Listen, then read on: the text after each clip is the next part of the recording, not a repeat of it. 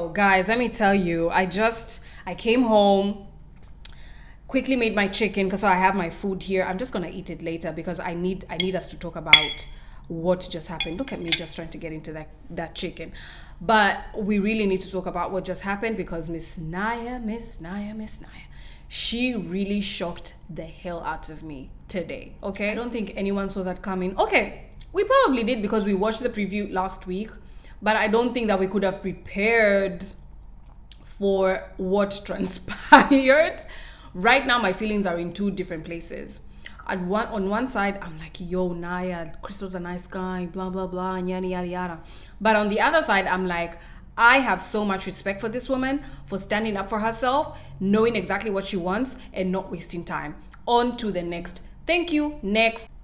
Let's talk about Chris because Mr. Chris seems like an amazing guy, but at the end of the day, he just didn't cut it.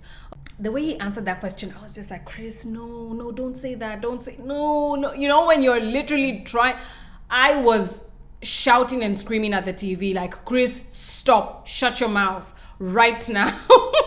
Right now, please don't say anything. Stop talking. But it just you could definitely feel and sense that energy, you know, the mood in that place just completely shifted.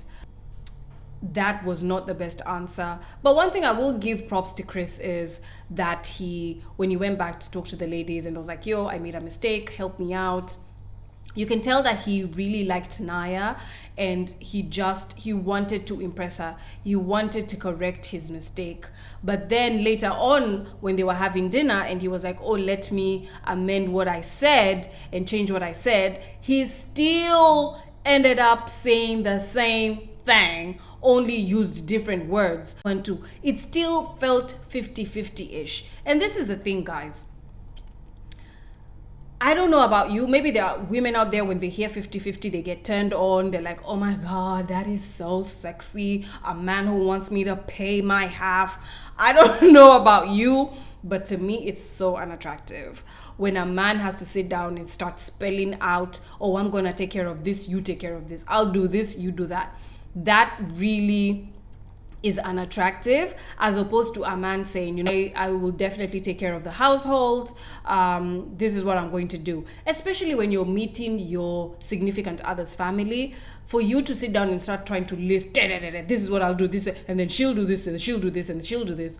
It really comes off very, it's very unattractive. I don't know about you, but it just is. And so Chris, as much, oh my goodness, it really broke my heart. It broke my heart to just, every time he opened his mouth, I was just like, my God, someone please help this guy. It was so bad, but I felt so bad for him. But at the end of the day, I believe Nyya had a set of her own requirements, as any woman would have. And what he was saying to her was a deal breaker. It was like, I'm not going to pursue this because this is not what I want. And also another thing that I wanted to say is that when Chris was talking, when he was talking to Nyya's cousin, he came off like, I'm so sorry to use this word, but he came off like a bum. He sounded like, I'm so sorry, and I'm sure he probably is not that, but that's how he came off.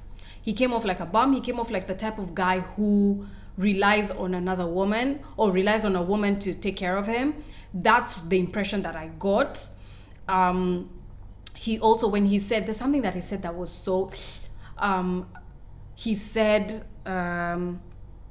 that he will step in wherever Nyya falls short.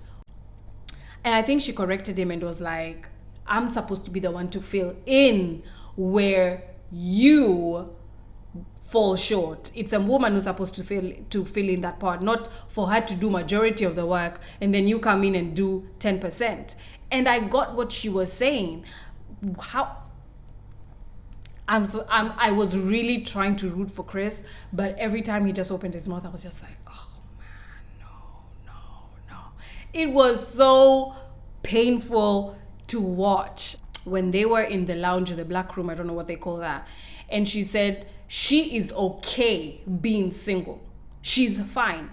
Like, she has everything. When he said, oh, I'm going to step in, she's like, I don't need anyone to step in. When I'm single, I step in for myself. So if you're coming into my life, you need to add something extra. That's what I was saying over there, like, sis, yes, I'm gonna clap for you. Come on. I just have a huge problem with how people react to black women when they say that they don't want men who are struggling and who will put them in a position where they are financially struggling. Women are allowed to have their preferences, right? They're allowed to have their preferences, especially black women. A lot of people are like, oh, Nyya, she came, I didn't like what she did. I don't understand what people are talking about. I'm being for real. I've been reading a few of the forums to just get a feel of what people felt about what happened. And to me, Nyya is a bad bee. Like, she is a grown woman. She knows exactly what she wants. And unfortunately, this is what happens in the game of dating, is that you win some, you lose some.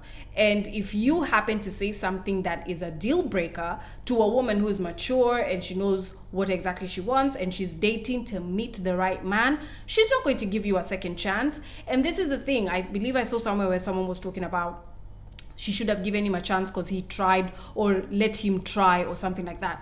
First of all, there are certain topics that are not about, oh, you know what, I'm going to forgive that, and hopefully he'll figure it out as we move along. Finances is one of them. It's really, really tricky for you if you are the type of woman who prefers a traditional setting and this man prefers more of a modern type of setup. It's very hard for the two of you, to have a relationship, especially if one of you or the both of you are expecting the other person to change their views or to change their mindset later on down the line. It's not going to work. Finances, religion, talk about having kids. These are topics that you just can't say, you know what, I know they don't want these things, or they don't, we're not on the same page when it comes to these things. So, but then I'm going to ignore that because they tick off so many other boxes. No, it's never going to work. It's not going to work. You need to be able to sit down and get to the same page quickly, before it moves along. And for Nyya, she was just like, you know what, I don't have time to start trying to figure out whether this is the right, or whether he's going to change his views, blah, blah, blah, later on down the line. I'm looking for a secure guy, point blank, period.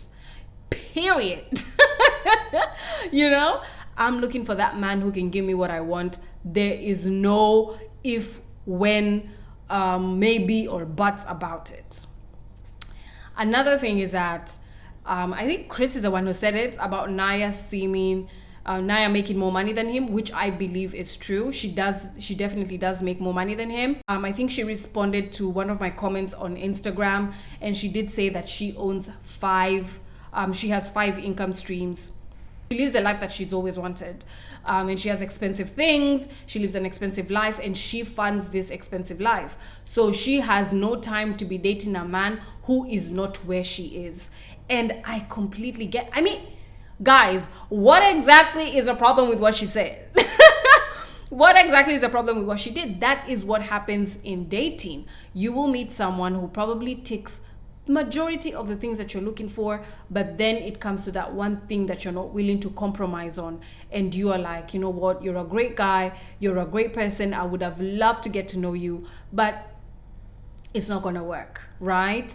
The other thing that I was just a bit iffy about, and I wasn't really happy with, was how Nyya was in is it called the lounge, the living room, whatever that place is called, where they sit down with Tommy. I think something else may have happened. I don't know what happened there, but she was very defensive with her answers. Of course, she was like, I've never been gung-ho about Chris. I was like, okay, why are you so defensive, sis? But she seemed very defensive, even the way she was responding to Simone, how she responded to, I think it was Alex. And of course, My sis did not waste any time to go kiss Edwin.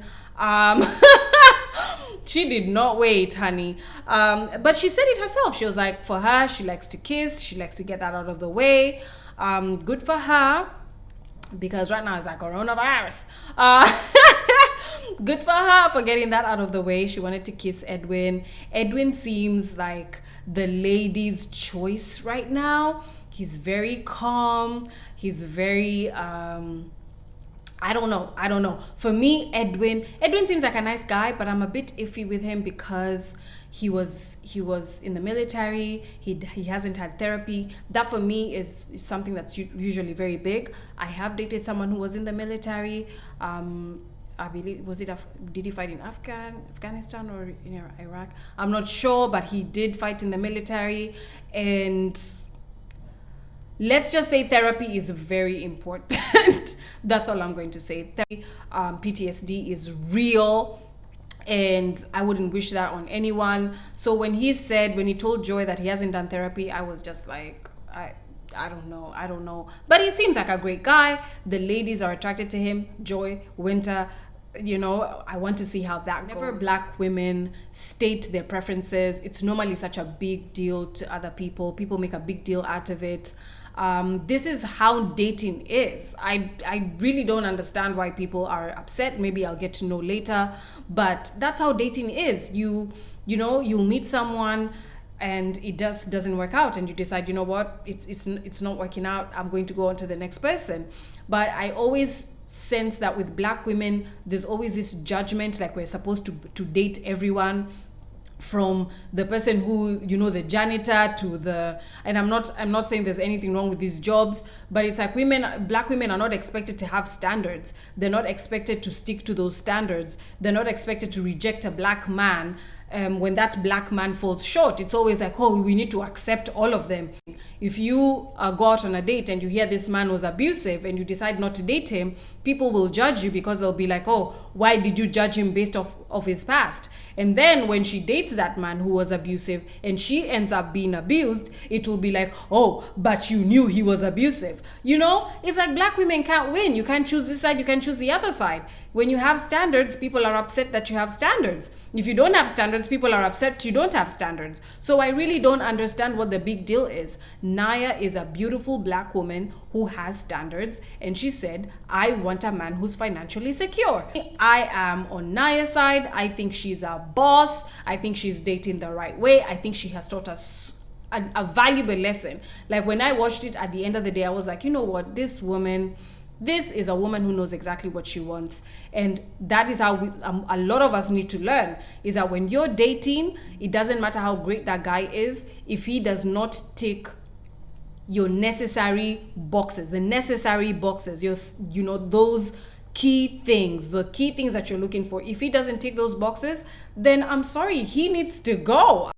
Unfortunately, that's just what happens in the game of love. In the game of dating, is that you win some, you lose some. You continue forward, you don't move forward. You're voted off the island, you stay on the island. That's just what happens in the game of dating.